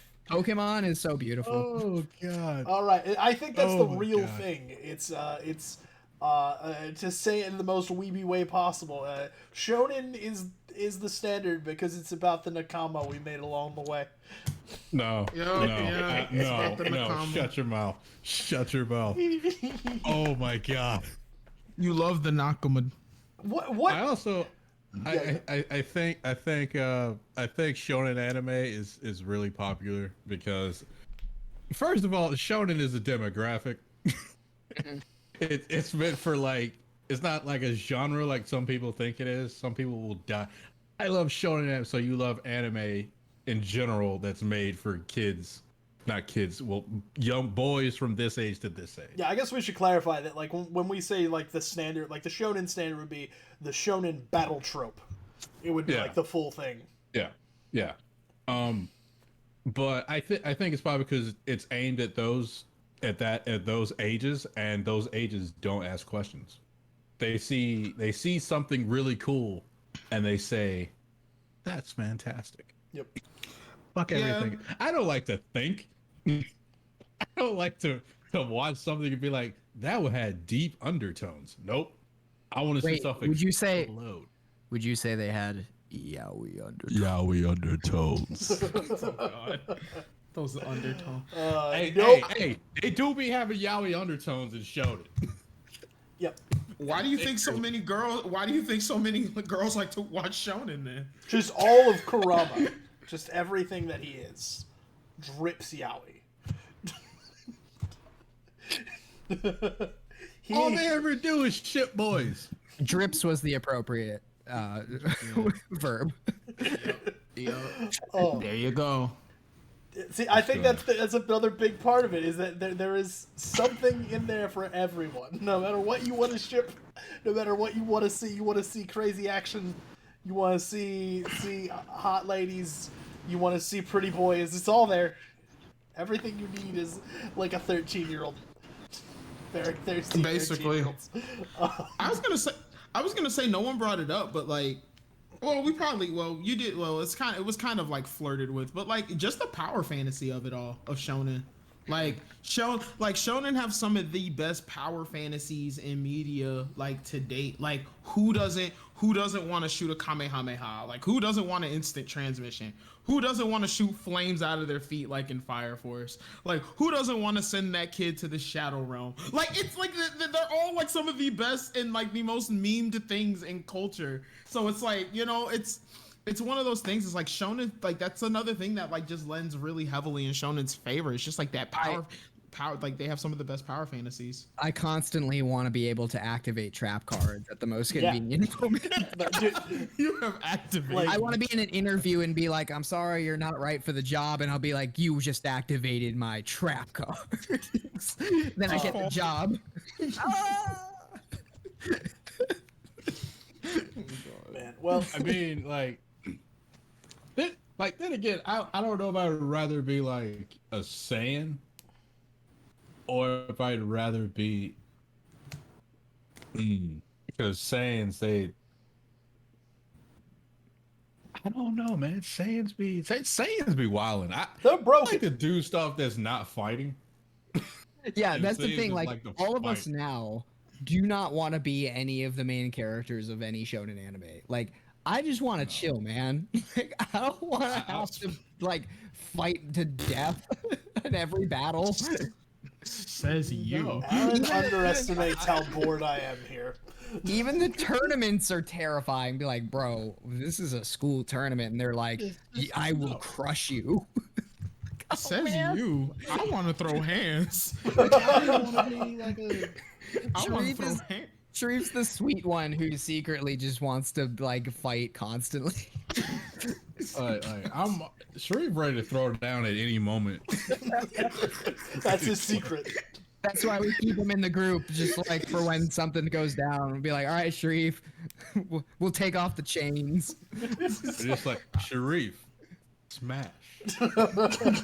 You got you got to do that like in that Jet Li movie where he's got the collar, you know what I'm talking about, and they take off the collar and he just fucking like one hit KOs opponents. I mean, I mean, it makes sense. Like, I like Dragon Ball. I like to throw hands.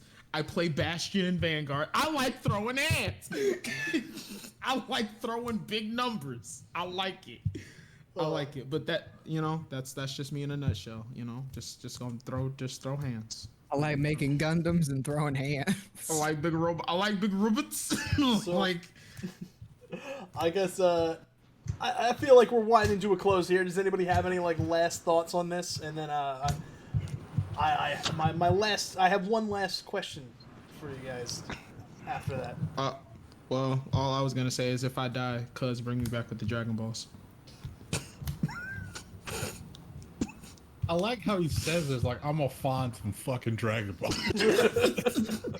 Like, I gotta go all the way around Earth and find these Dragon Balls. And some won't be on top of mountains. Sometimes they be at the bottom of the ocean. Dog, I ain't going Sometimes there. they're owned by I'm just gonna let you know. perverts. You got a flash. And what if they gotta get find the found by somebody that's evil and I gotta fight a whole army for a Dragon Ball? Just remember, Dog, just rest in peace. if they're about to get their wish, you just wish for panties. Bro. You just wish for panties, and then you gotta wait a year and then get the Dragon Balls again to wish me back. What was his actual wish? Wasn't it? Didn't he wish for like Bulma's panties? He gets Bulma's panties. I think the actual wish is he wishes for like the most comfortable like underwear in the world or something. That might only be the English dub, but he gets Bulma's Yeah, panties. that's the English dub, but like, for those of you who don't know, Dragon Ball Z in English is dramatically different from Dragon Ball Z in Japanese. Dragon Ball And the especially, because actual Dragon sub. Ball is very like goofy It's and very edgy. different. Yeah, It's very different. yeah. So I don't know. So he wishes for the most comfortable pair of underwear and he gets Bulma's panties. Yeah, that's at least the English dub. But regardless, he does get Bulma's panties in both versions. That's hilarious. Yep. But I believe she has the most comfortable pair. Her dad is like if Jeff Bezos and Bill Gates fused. That sounds like the most. That sounds like the worst human believe- being I could possibly imagine. I don't like this. I Go don't like go this watch amount- Dragon Ball Z Abridged and you'll agree. I don't like this person you've invented. Oh, it's gross. I feel like he's also discovered like the formula for like immortality because his wife has not aged at all, at all. It's funny because like in the abridged series, like Bulma asks, she's like, "Mom, why don't you age?" And she's like, "Your father won't let me." Jesus Christ. Now this makes sense. The Jeff Bezos and Bill Gates fusion makes sense. He probably got this girl from Epstein's Island. So, what's the question? my question is there an anime, a shonen anime that you really think more people need to watch? Like that's underappreciated, or manga? Just a shonen piece of media that you feel gets generally kind of skated around. Okay, I have two. I would say. Then start us off. Okay, first off, Yu Yu Hakusho. It's literally my favorite anime that I've ever watched. Yusuke is my favorite protagonist ever. And it's older. I don't know if it hasn't aged super well, but it still kind of holds up to what it used to be. And how about this? How about for the newer fans? How about Black Clover?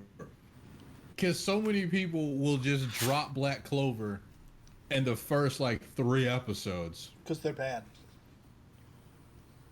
Because they're bad episodes. They're not that bad. Go rewatch them. Like now that you've seen all of Black Clover, go rewatch them and like just count the amount of times they retell the story in the first 5 episodes. They still retell the story. But like now it's like a very rare callback. Like you'll go like 30 episodes without it, and it's more like that like little reminder you have to do in case new fans popped in. But you mean like in the very beginning of each episode? No, like in the first 5 episodes, throughout the episode, they keep reliving the same flashback over and over again in different ways. And they once you have the whole story, and you're like, okay, that was like, it's the flashback to like Yuno and Asta, and when like Yuno stopped being a crybaby like punk, and Asta like helped him. Like they keep doing that again and again and again and again every episode using the same animation, and it doesn't stop. I'm gonna have to go back. I don't remember this. They saved all of the budget from season 1 for the second half of season 1 because they knew how many like fights they were gonna have. Because that's not the complaint that I get when I a lot of people say tell me Asta's they dropped voice, it. Right? It's Asta's voice. But it's like split like 50-50. It's like 50% Asta's voice and 50% this is super generic. And I have to like remind him there aren't many shonen that don't start super generic. Like they start off like the first episode is always like we have to give you the pitch for the show. Yeah. For Bleach, Ichigo can see ghosts, but he's just a regular dude who can see ghosts. Then all of a sudden, boom, Hollow, Rukia, here's a sword. You gotta fight that thing now. Episode 1 of Bleach is great. That music, that sting that plays, like it's overused, but it's so good. Bleach does have a fire. Bleach has a fire OST. It doesn't even make sense. Bleach. I don't even know how that song was the one that was like decided. Like, hey, can you write me the song? You're like, are you gonna tell me anything about what the show's about? No, just come up with a killer beat. They're like, cool. Which it is like that's one of the things that does go well in shonen. It's like they do have good music, they do generally have good animation, they do generally have good fights. But like the first episode is always like the setup episode. Like the first episode of Naruto is you see, hey, people don't like Naruto. Why? Because the Nine-Tailed Fox is in him, and somehow that's his fault. But never got that. You know, he wants to be like accepted, so he steals the scroll. He's not a very good student. He's not a good ninja. But he can learn to be a good ninja. He learns the shadow clone jutsu in the first goddamn episode. Yeah. Multiple shadow clones. Which is apparently a skill that not a lot of ninja can do. It's literally just because he has the 9-tailed chakra that can spread out that many times. That's like why nobody makes that many shadow clones. But like the shadow clone jutsu in general is not used. It's a hard often. one to master. Yeah, it's not used very often. Well, because it's but, one of like, the secret techniques of the village. They keep it hidden. It's one of the ones that's like, no, nobody's allowed to like learn this. It's super dangerous. You're literally making another you at full strength, just with like less energy. Yep. Oh, okay. Even though that's never good. utilized very well. God, I hate Naruto's usage of his shadow clones. It's always so bad. Yeah. And you can look at the first episode of One Piece. I forgot what the first episode of One Piece was. Luffy's in a barrel. All I remember is Luffy popped up out of a barrel. That is literally the only part about the first episode I remember. That's all you gotta know. But like the first episode of like Black Clover, it's okay. They're orphans. There's Asta. Everybody's got magic. He doesn't. He wants to. He's working to be a beast once he gets his magic. Once he gets his grimoire, then he doesn't get his grimoire in front of everybody, and apparently everybody's like, just, you ain't got no magic, you little bitch, which is kind of fucked up when like from my point of view, then he like gets a special grimoire that gives him a big ass anti-magic sword, and it's like, oh, here we go. And they're just like, yo, that's just Naruto and Sasuke. And I was like, Naruto and Sasuke is basically Goku and Vegeta again, right? And Hiei and Yusuke. And Hiei and Yusuke. It's like, bro, this is just the thing that we have in Shonen. Like, just get used to it. It's like, oh, he doesn't have any powers. He's like Deku. And it's like, Naruto was basically borderline worthless. Ichigo didn't have powers in the beginning. I don't know what you're trying to do with this. You have to Shonen is something you gotta let grow. Mm-hmm. And sometimes it can take fucking 200 episodes. Yep. To get kind of okay. Look at it, Boruto. Boruto. Oh, motherfucker. Man. Yeah, I adore Black Clover. The only thing I will say about Boruto is, there's just one scene in one of the films that is, I can watch it over and over again because it's got the best music, and it's Naruto and Sasuke fighting the bad guy. But like the animation is so good and the music's so good that it actually ends up being really cool. And like, unlike, an actual Naruto fight, like you're just seeing the moves play out in real time, which is not something you see a lot while you're watching the series. Like, okay, like I'm going on a weird tangent, but like Sasuke, when he uses his Sharingan to put somebody under a genjutsu, like you're not seeing that in real time. You're watching like their fantasies play out about what's happening. But like in that fight, there's like a moment where the guy thinks he has Sasuke in a chain, and then like there's like a split second where they change positions, and he's like, "Gotcha, bitch." You're like, hell yeah. Yeah. Like, can I express something real quick? Can I just get something off my chest? Get something off your chest. I'm sorry, guys, but I have this YouTube channel. And on my YouTube channel, I tell people what I think about some shows when they ask me about it. One of the shows that I openly I don't like this show is Sword Art Online, and another show that I don't like is Boruto. And both times, the audiences that are watching those shows, they tell me that I hate these things because it's the popular thing to do, and I go, no, I hate them because they're fucking terrible. But all of them, every single one of those fans come back to tell me how good it is currently being. And then I go look at the episode count, and the episode count is usually like 150 to about 200, and I go, why the fuck is this starting to get good 150 to 200 episodes in? And it's not hard to go from a guaranteed like 4 out of 10 to being a 5 out of 10. That is a big improvement. It doesn't mean that I want to watch the show. I do not want to sit through 150 episodes of a 3 out of 10 show to get to a 5 out of 10 moment. I just don't want to do it. I'm sorry. I'll shut up now. It's just moments. Like, all right, other random things. Sorry, I'll get to mine in a second. Like, there's that one episode in Naruto Shippuden, which is literally just Shikamaru like mourning the death of his master and like trying to think about what he's going to do next. And it is the best episode of Naruto, hands down. Like, of the entire show. It is beautifully animated. It is written clever. It actually does something interesting with the characters. And like, I don't know, it's such a moment in the show that feels so different from everything else that it somehow manages to make it seem like it's the best thing there. There are other great moments in Naruto, but it's so good. I was trying so hard to think of like a smart ass moment to like call to otherwise, and there's nothing hysterical enough throughout Naruto to call to. And I'm very sad. There's that episode where Sakura tried to fight 3 sound ninjas. Oh yeah, Sakura tried to do hysterical. something. That's fun.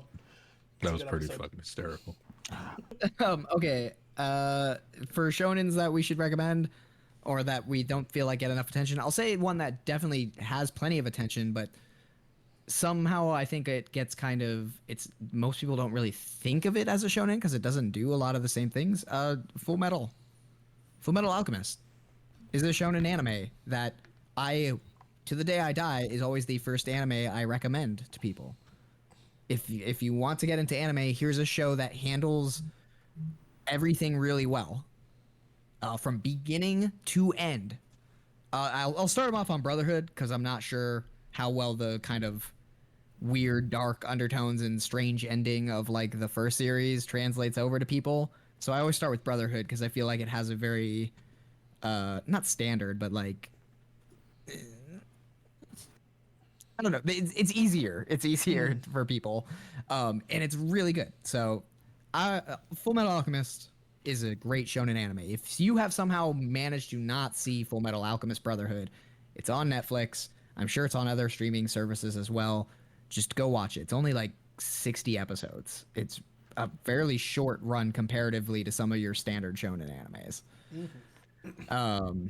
But I can't really think of like one that I don't think gets enough like attention that I really like. I'm struggling to think, but I can't at the moment think of anything that's popping into my head. That's all right. Sharif, you got anything for us? Kentucky or Hitman Reborn. Yeah. So underrated. No one talks about it, and I always have to bring it up. It's a shonen, but like I feel like it gets overlooked because like the first half of like the first like third of the show is like obviously not a shonen. It's like a slice of life comedy. So it's with all the normal day stuff. But granted, this also has the Muguro arc, but I think the first 100 chapters are basically just the normal days arc. It's like 50 chapters of the normal days, which is a bunch of like gag manga, silly one-shot stuff. There's like the 20-ish chapters of the Mukuro arc, and then it goes back to normal days for a while. For at least like like 10 or 20 like chapters, and it's a weird series that I love. Reborn. I just got all my manga back, and I want to read it again. Can I? What do you want, Aaron? I want to air out a grievance I have with shonens. It's a safe space, as long as you don't say anything that makes me upset. No, it's a pretty common one, but like, no matter who the enemy is in a shonen anime, by the time you get to like the top ranking of those bad guys, they're always just buff human looking people. Like, it doesn't matter what they are. I'm so tired of that. I was watching Jujutsu Kaisen, and like they get to a special grade curse, and it just looks like this buff humanoid looking thing, and I'm like, that sucks so hard. Like, I want some interesting looking villains. Like, they can still talk. Like, what is this obsession with giving everything 6-packs just to make sure you know that it's strong? Go watch One Piece. They have wild character designs. Oda doesn't know how to contain himself. I've seen the character designs in One Piece for some of the villains, and they're interesting, but it's still like they're still like mostly people, right? Yeah.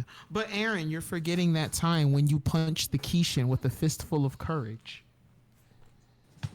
Courage. So for some reason, when you started that, I thought you were gonna say fistful of curry, and I was like, well, now we're talking. That feels like a Bobobo like joke. It's not. Why haven't we talked about Bobo?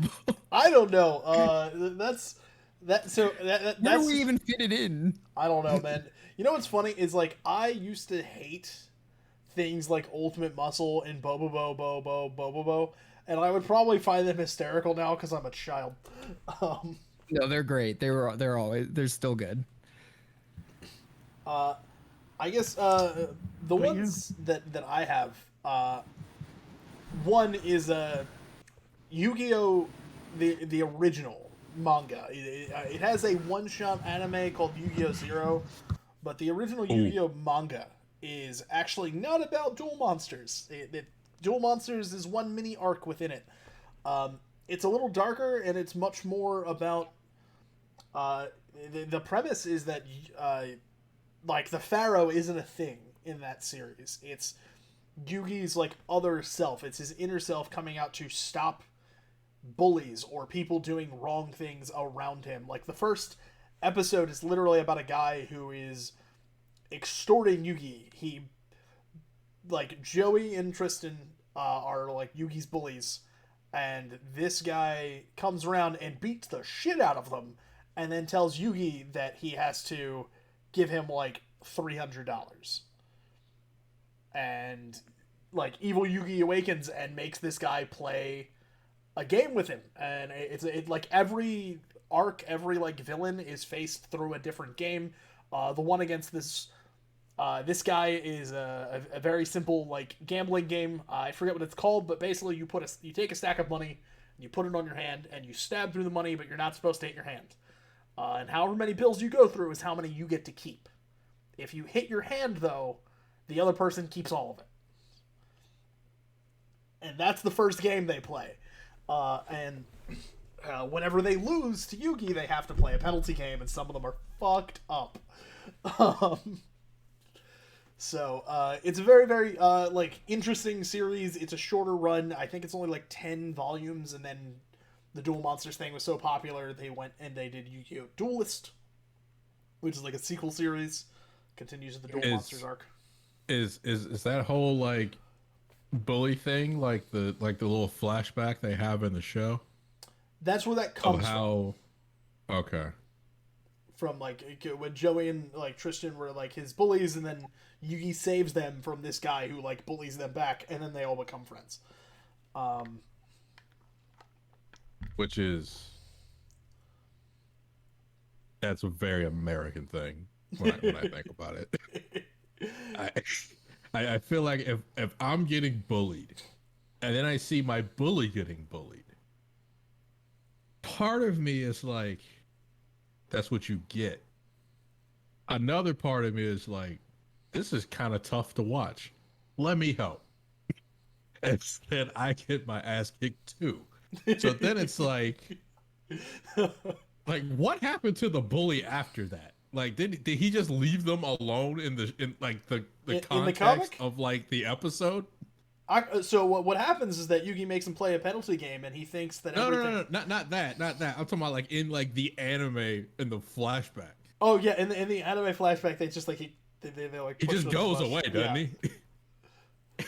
Yep. He just goes away like that's how bullying works.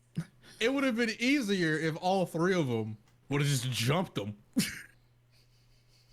I don't care how big of a bully you are. If you get kicked in the nuts enough, you're not going to bully anybody anymore.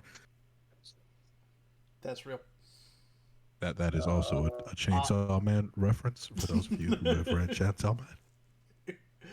Oh my goodness. Do you understand my weird love of power yet?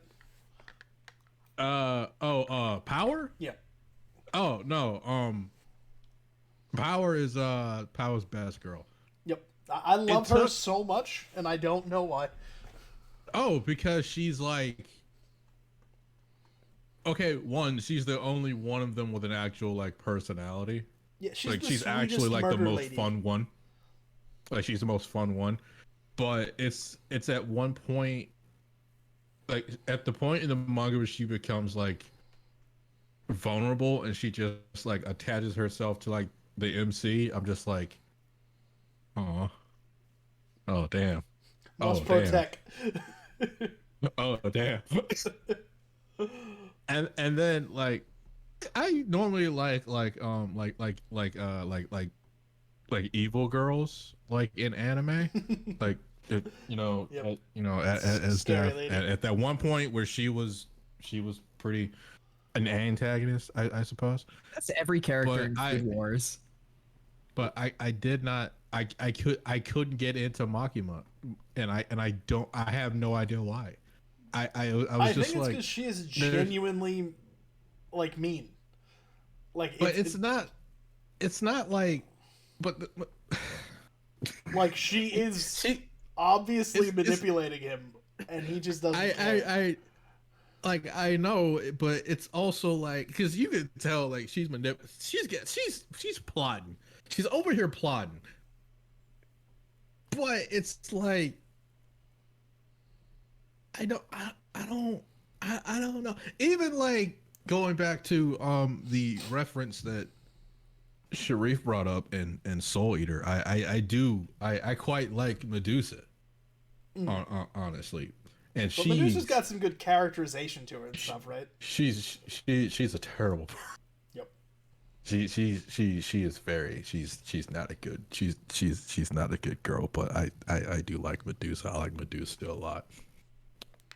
But I didn't like Makima, and I can't place my hand on it. Either way, we are rambling on. Yep. So I've got two, and I'll try and make it quick. Great Teacher Take your Onizuka time, King.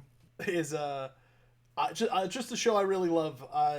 Cheesy dub and everything. Like the original dub is terrible except for Onizuka and the vice principal, who are both fantastic. I mean, it was wasn't it like 2000? It might be earlier than that. It's like one of Steve Blum's like earliest roles. Yeah, it was a very early dub. Yeah. None of them were.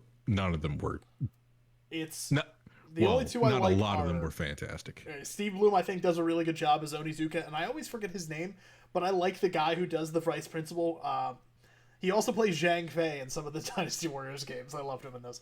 Anyway, and he's in Alan Echo 7. But Great Teacher Onizuka is a very cool, kind of different shonen anime where it's about a guy in his like 20s trying to be a teacher who was kind of a scumbag, like his initial reasonings, but he actually wants to do a good thing when he realizes that like kids need help.